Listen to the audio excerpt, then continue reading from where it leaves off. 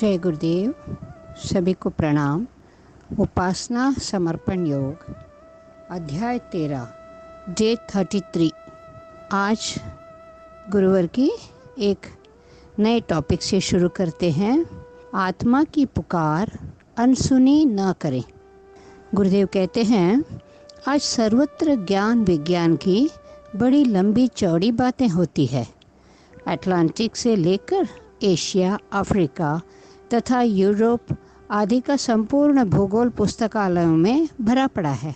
पाषाण युग से लेकर आज तक की मानव जाति का इतिहास मनुष्य रटे बैठा है। हजारों लाखों कार्बनिक और अकार्बनिक रसायन तत्वों से प्रयोगशालाओं की शीशियां भरी पड़ी है। कल कारखानों के बोझ से धरती आसमान सभी परेशान से नजर आते हैं।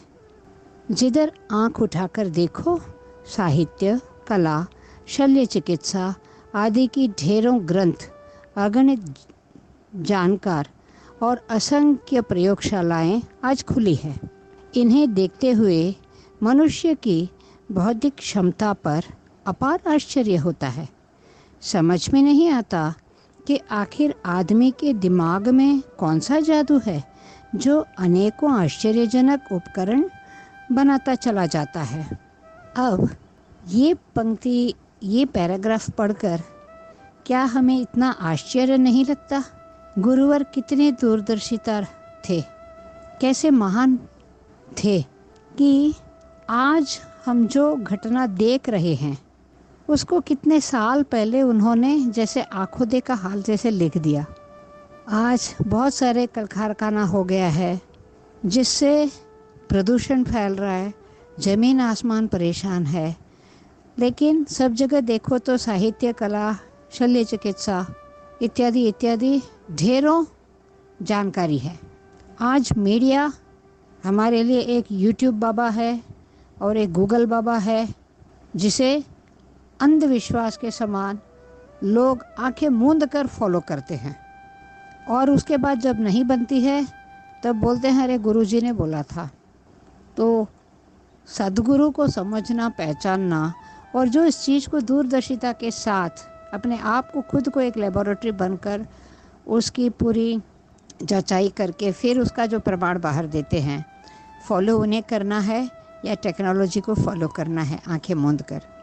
टेक्नोलॉजी जानना ज़रूरी है, लेकिन ये पढ़ते हुए हमें ये आश्चर्य लगता है कि ऐसे महान इंसान, ऐसे महामानव जो कई साल पहले जो घटने वाली है उसे देख चुके हैं। तो क्या हमें सौभाग्य है ये कि हम इनके चरण में हम सभी को कुछ आश्रय मिला है। तो आत्मानुभूति हमारे अंदर आना बहुत ज़रूरी है ताकि अपने गुरु को हम गौरवान्वित कर सके। आइए आगे क्या लिखते हैं, पढ़ते हैं। हजारों मील दूर तक उड़ जाने वाले पक्षियों की क्या मजाल कि एक छोटे से हवाई जहाज को दौड़कर परास्त कर दे। जलयान निरंतर ही सागर के छाती पर कोहरम मचाते रहते हैं। इन्हें देखकर अन्य जलचर जीवों की क्षमता तुच्छ सी जान पड़ने लगी है। अपने घर बैठे हजारों मील की खबरें सुन लेते हैं जैसे आपस में बैठे बातचीत कर रहे हो। आज जैसे प्रकाशन आदि की सुविधाएं यदि प्राचीन युग में भी संभव रही होती तो शायद उसी समय विश्व साहित्य का निर्माण हो गया होता। खाने पीने से लेकर चलने फिरने तक, बोलने बात करने से लेकर गाने बजाने तक के जो भी आविष्कार आज मनुष्य ने कर लिए हैं, उन्हें देखकर दांतों तले उंगली दबानी पड़ती है कि आखिर मनुष्य में इतनी बड़ी क्षमता का प्रादुर्भाव कहाँ से और कैसे हुआ। जब एक क्षण इस मशीनी दुनिया से ध्यान हटाकर व्यवहारिक जगत की ओर देखते हैं, साधनों के साथ सुख और शांति की तुलना करने बैठते हैं तो भारी निराशा होती है। जिस उद्देश्य की पूर्ति के लिए मनुष्य ने इतनी सारी सुविधाएं जुटाई, वह उद्देश्य अभी तक अधूरा पड़ा है। अभी तक इंसान अपने मंजिल की ओर सही कदम नहीं बढ़ा पाया है। आज एक और सभ्यता के विकास का प्रतिपादन किया जाता है, किंतु दूसरी ओर मनुष्यता आहें भर रही है। नाना आभूषणों, वस्त्रालंकारों से आदमी अपने शरीर को सजाता है, पर दूसरी ओर वासना की महामारी फैली है।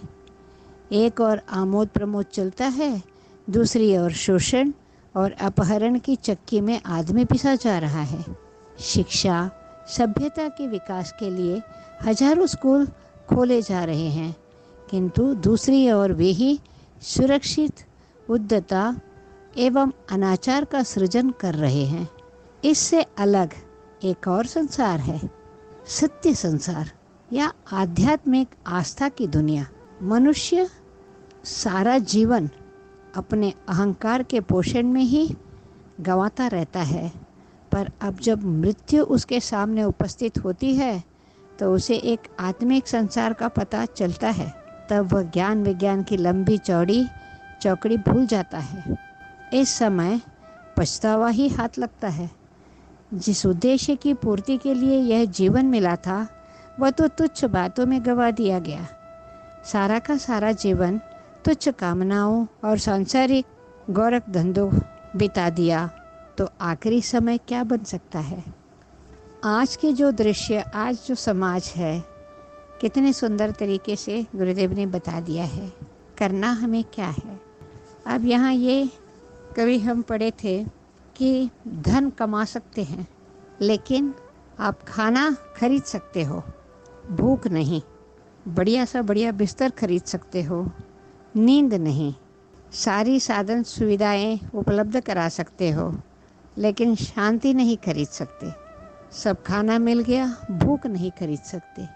तो असली हमारी क्या है, सुख सुविधा साधनों में या चैन की नींद, स्वास्थ्य अच्छी, एक मन में अपार संतोष। चाहत तो हर इंसान की यही है, मगर चाहते हम कुछ, करते कुछ। तब जाकर के हमारे अंदर द्वंद्व चलती है। जब आखिरी समय आता है तब पछतावा हाथ लगता है। तब हम सोचते हैं आध्यात्मिक दुनिया, तब खबर मिलती है। आज आध्यात्म के बारे में बहुत हम लोग बात तो कर लेते हैं। यूट्यूब खोलो, चैनलों के चैनल पीछे आपके आध्यात्मिक के मिल जाएगी। चैनल देखना या किताब पढ़ लेना स्वाध्याय नहीं है। जो हमने ग्रहण किया उसे अपने अंदर उतारना, अपने को अध्ययन करना। मैं किस लिए जन्मा हूँ, मेरा उद्देश्य क्या है। साधन सुविधा सभी कोई कमा लेते हैं, शांति नहीं। तो हमारी अपार शांति, तृप्ति, संतुष्टि, परमानंद, यही खोज में इंसान जन्मता है, मगर बीच में भटक जाते हैं। और जाओ आज का पतन की जो अवस्था गुरुदेव ने लिखे हैं, आत्मा के पुकार अनसुनी ना करे। हमारी आत्मा आज चीख चीख कर पुकारती है कि मुझ पर जरा मुड़ कर देखो। गुफानुमा अंतर मन में मैं बैठा हूँ, मुझे अज्ञान का अंधकार से ढका हुआ है, प्रकाश की रोशनी इस पर डालो। तो आइए इसे हम सुन पाएँ, इसे समझ पाएँ, इस आत्मा के पुकार को। माँ भगवती से इसी प्रार्थना के साथ आज का स्वाध्याय को संपन्न करती हूँ।